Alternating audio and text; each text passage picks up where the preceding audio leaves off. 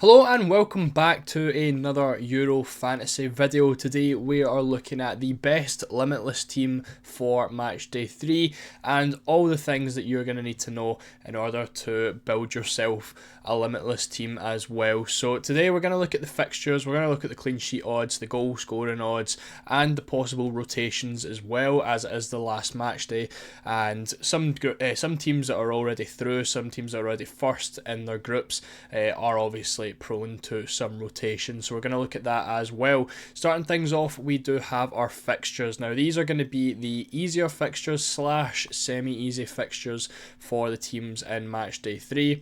And obviously with us on a Limitless, we are going to be wanting to target the more expensive teams.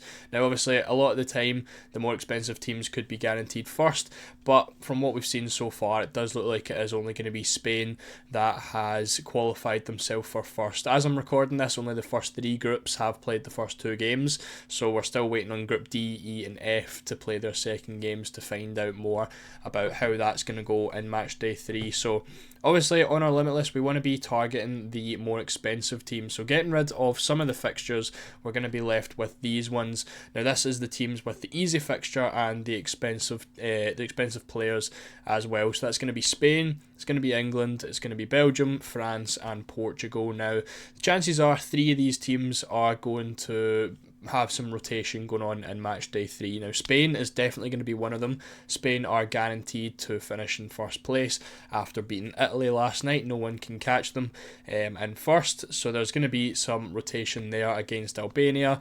England obviously drew yesterday to Denmark, which means they must win their game against Slovenia, so we probably won't see any rotation with the England players. Belgium as well obviously lost to Slovakia in Matchday 1, so it looks actually unlikely that they could finish in first place, but they obviously are going to have to go all out for Matchday 2 and Matchday 3. France have some potential to rotate depending on their result against Netherlands tonight. If they win, then they are basically guaranteed first place, and again we could see some rotation with them. And then Portugal against Georgia. Again, if they win against Turkey tomorrow night, then they will I think they basically are guaranteed first if they win, so again we could see rotation with them. So this is a little insight into some of the groups and how the teams are looking in terms of their qualification. So feel free to pause this if you want to have a proper look at it. But again, looking at the likes of Group A, B and C, which we already know the outcome heading into Matchday 3, only Spain are the team that are going to be guaranteed first place. Now Germany are another one that look really, really good, and obviously they have 6 points already, but they're playing against second place Switzerland, which means if Switzerland wins, Switzerland will top them in first place. So it could be one of those games where we see some rotation with Germany, but I think obviously they do still want to win / draw that game, so they aren't going to put out a full rotated team in case obviously they'll lose. Switzerland as well, they're 6 goals ahead, so it looks unlikely that they're going to lose their second place, but it depends how they're going to play. Are they going to be comfortable with second, or are they going to try and go all out to beat Germany and get first place? Again, looking at Group D, E and F, we don't really know what's going to happen with them as they haven't played their Matchday 2 team fixture yet, so it's really only the teams that are sitting 3rd and 4th in those groups right now, which we know are very unlikely to rotate in Matchday 3. And that's going to be your Belgiums, Ukraines, Poland, Austria, Czech Republic and Georgia, and obviously we can wait and see what happens with the other results. So looking at some of the possible rotations that we could see, these are the 5 teams that could be heading into Matchday 3 with some rotated players.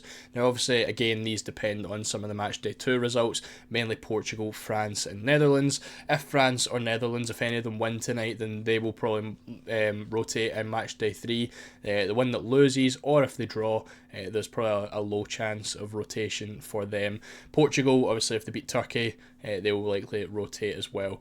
So looking at some of the players that we could be interested in, from Portugal, obviously Ramos, someone who has been in the starting 11 quite often for Portugal, he will likely play over Ronaldo.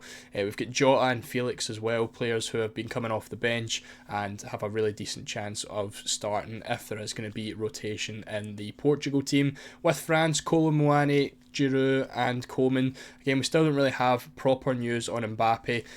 there's been a lot of reports saying that he's not going to play, and a lot of reports saying he really wants to play, and it looks quite likely to happen. So there's no real info on that. So I think if he misses out, then there's probably a good chance that he plays in match day 3.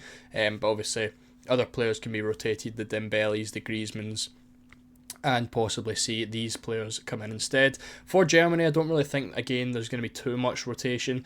That's why we've only got 2 players in there. I think Füllkrug has a decent chance of coming in for Havertz, and then Sané has a pretty decent chance of coming in for either Wirtz or Musiala, or even Gundogan, and move one of the other guys into the middle. For Spain, Grimaldo's the one that I really like. I think it looked very 50-50 on who was going to play between Cucurella and Grimaldo before the tournament started. With Cucurella starting in both of the games, I think there's a very, very high chance that Grimaldo comes in at left back in match day 3. Similar with Navas, obviously Carvajal has played and done really well, but I think obviously with his age and wanting to keep him fit for the rest of the tournament, there's a good chance that Navas comes in because he played a couple of the friendlies before the tournament started as well. Then Ferran Torres as well, another very quality player that could come in for the likes of Lamine Yamal, or I can't remember who plays left wing for Spain, but them as well, or even striker. But there's lots of players in there. The likes of Dani Olmo could play, Hosselu could come in and play at striker. Again, lots of options, and of course Rodri picked up a second yellow card in match day 2 as well, which means it's very likely that Zubamendi comes in for match day 3, and I think he's pretty decent for ball recoveries. He was always someone who was pretty decent at Sociedad for ball recoveries in Champions League fantasy, so he could always be an option as well. Then obviously for Netherlands, if they beat France tonight, there's a good chance of some rotation there. The likes of Frimpong, Geertruida, who's always good for ball recoveries, and Weghorst coming in as well. So looking at our defenders and goalkeepers for this Limitless team that I've built, I'm mainly wanting to look at obviously those guys who are good for the attacking returns and mainly the ball recoveries. As we know, there's not really been too many clean sheets going on in match day 1 and match day 2, so the ball recoveries are really where the defenders are getting the most points, and of course those who can get goals and assists. So I went for Willie Orban against Scotland. Now obviously Hungary must win their game against Scotland by a good few goals as well if they are to qualify. It's the same for Scotland, they must win if they're going to qualify as well. So I think Willie Orban is going to be one who is going to pick up a lot of ball recoveries. And once again, if we look at the clean sheet odds, Hungary are pretty decent at 31%, similar to a lot of teams to be fair. Belgium, Hungary, Italy, Romania and Scotland all with a 31% chance of keeping a clean sheet. Obviously, as we head over to the left side and look at the teams who are more likely to keep clean sheets, Spain are in there, England are in there, Portugal, France and Germany. Now unfortunately 4 of those teams look like there is a chance of rotation with those guys. So the likes of Spain at 53%, we don't really know who the defenders are going to be. So you will notice Grimaldo in the team because again, as I said, I do think he has a good chance of starting. Originally I had Unai Simon in this team in goals, but obviously there's probably a decent chance that Raya could get a run in as well for match day 3. Then looking at the rest of the team, Carvajal we don't really know, Navas could come in if you really wanted to double up on the Spanish defence. Guehi in there as well, obviously they were joint with Spain for clean sheet odds, and he's been brilliant for ball recoveries. He's been picking up 9-10 plus ball recoveries in both of the first games, and I think with England must winning, he will definitely be playing. And I think he looks like a really, really good option. Castagne, I've got in because obviously we're on our Limitless, so we don't really have to worry about the budget. So Castagne definitely looks like the most nailed Belgium defender. And I think obviously with it being a must-win game against Ukraine, he looks like a really nice option. Then we've got Cancelo as well. Now he's probably the most prone to rotation out of the full back line. A game against Georgia, I feel like you just really do want to have him. There is obviously potential that Mendes and Dallo could start, but they have also been starting in matchday 1 and 2, so they're also just as prone to rotation as Cancelo is. So I think I'd be willing to take a gamble on that one and see how that goes. Obviously he would be in the bench for the final day, so if he isn't in the team, I'm pretty sure we see the lineups. I could be wrong on that one. Then obviously we don't have to bring him off the bench. With the 2 goalkeepers, we're making use of the Limitless Chip and we're going for expensive guys. We've got Neuer in there.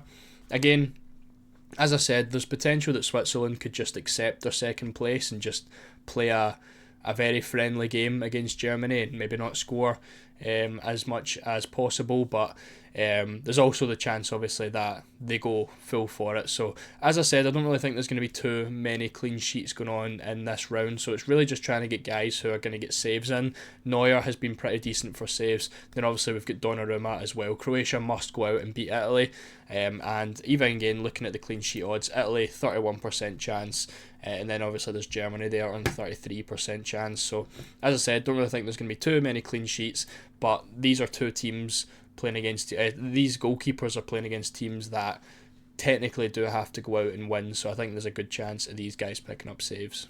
In midfield, once again, we are making a lot of use of the Limitless Chip and going for a lot of expensive guys. Now, you'll see 2 Germany midfielders in there, which means we're going for the triple Germany. That's going to be Musiala and Gundogan, the two that definitely look like the best 2 midfielders for Germany. And luckily, we see the lineups for Germany before Matchday 3 starts, which means even if these 2 guys aren't starting and there is rotation in the Germany team, we can easily take them out and go for someone else. So Musiala, the highest goal scorer in the tournament so far with only 2 goals, but has looked really, really good in both matches. Then Gundogan as well, someone who was brilliant in Matchday 2. I did say it, I did mention it before the tournament started. I thought Wirtz would be the guy for Matchday 1 and Gundogan for the rest of the tournament, and that's exactly what happened. Wirtz smashed it in Matchday 1 and then Gundogan smashed it in Matchday 2. So I do think these are the 2 guys to go for in Matchday 3. Obviously, if some rotation happens, say Musiala's on the bench, we just take him out and put the likes of Sané or Wirtz back in the team. Kevin De Bruyne I've got in there. Again, as I said, must win for Belgium. I think going for the expensive Belgian guys is going to be the play. Then we've got Szoboszlai and we've got Bellingham. My reason for going for Szoboszlai, as I said, Hungary need to win by 2 or 3 goals. So there's a very, very good chance that Hungary just go all out attack against Scotland and try and get as many goals as possible. And obviously Szoboszlai is going to be at the forefront of that, and he's on all the set pieces, so I think he could be a really good move. Then we've got Jude Bellingham as well. Obviously everyone knows how good he is. Everyone knows how well he done in Matchday 1, and the game against Slovenia, which England must win, I think is a pretty decent option. And then finally, heading into the strikers, we've got Jota, we've got Kane, and we've got Lukaku. So as I mentioned, I do think there's a high chance of Ronaldo getting benched if Portugal go and beat Turkey in Matchday 2. If not, obviously I would probably be putting Ronaldo in that team. But again, as I mentioned, I think there will be some rotation, and I would definitely be wanting a Portugal striker against Georgia. So whether that's going to be Ramos, whether you like Felix, whether that's Jota, that's totally up to you. For me, I went for Jota. I think he is one of the guys who will definitely start in that match. Then obviously we've got Kane and we've got Lukaku as well. 2 players that basically everyone has in every single match day this so far in this tournament. And then as we look at the goal scoring odds, obviously England are at the top of that, Portugal coming second with Spain and France behind them and Germany behind them as well. So again, we're looking at the teams who are basically going to be pretty prone to rotation. England probably the best one to go for, which is why I went for Bellingham and Kane, the 2 most nailed and probably the best England attackers you can get.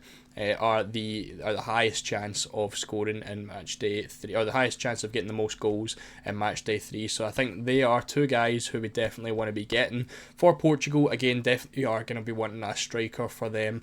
Again, it's going to be pretty hard to predict. Obviously, Portugal playing the last day as well, so it's unlikely we'll get team news. So if you can predict that properly, and if you can get someone who's in the starting 11, it's a very high chance of that going really well for you. Spain are in there as well. Again, you could potentially gamble on someone like Ferran Torres if you wanted to, maybe Joselu, but again, on a Limitless, it's probably not the best idea, and it really could go anywhere with Spain on who they're going to play in that match. France as well, could potentially go for Mbappe. Again, really don't know if he is going to be playing, but if he was going to be definitely playing against Poland, I probably would be getting him in my team. Again, could go for him instead of the likes of Jota, and obviously on that Limitless, the budget isn't going to matter. Then we've got Germany as well. Obviously, we've already got that double Germany attack with Musiala and Gundogan. So looking at our captaincies for Matchday 3, these are the 4 that we're going with. It's another match day with 4 days, obviously that involve matches. We've got 2 on first day, 2 on the second day, and then 4 on day 3 and 4 on day 4. So starting off with Musiala, again, if he doesn't play, it's an easy switch. I think he probably will be the best captaincy. You could always go for Gundogan as well. Obviously, he done a bit better in match day 2, but this really depends on how the Germany lineup is going to go. We've got a couple of options as well. We've obviously got Neuer playing match day 1. We've got Orban playing match day 1. Gundogan, Musiala, Szoboszlai as well. So a good few players playing on day 1 and a lot of good captaincy options. We've got Grimaldo on day 2. I believe he's the only person playing in day 2 along with Donnarumma. Obviously he's playing in goals though.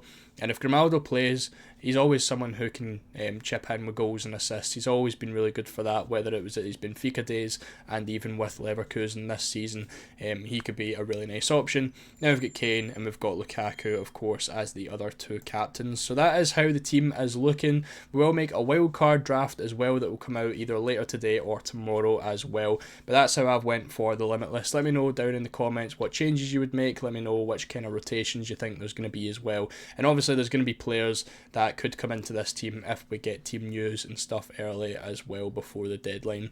So once again, thank you for watching. Make sure to leave a like if you enjoyed it. Make sure to subscribe if you're new, and I'll see you all in the next one.